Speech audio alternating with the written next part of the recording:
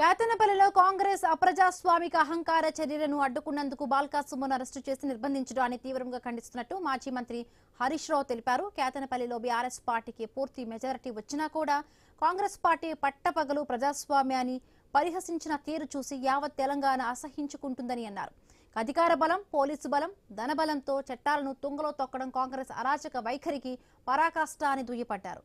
రాష్ట్రమంతా కాంగ్రెస్ మార్క్ గూండాగిరి రాజ్యమేలుతుందని అన్నారు.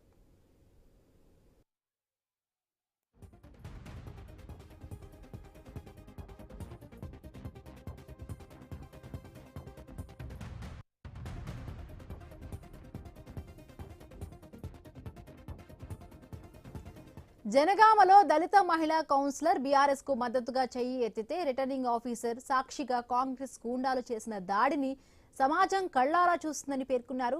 ఒక్క కేతనపల్లె కాదు, తొర్రూరు, జనగాం, ఇబ్రహీంపట్నం, జహీరాబాద్ సహా హంగు వచ్చిన ప్రతి చోట ప్రజా తీర్పును గౌరవించకుండా చైర్మన్ పీఠాలను అడ్డదారులో దక్కించుకుంటున్నారని అన్నారు.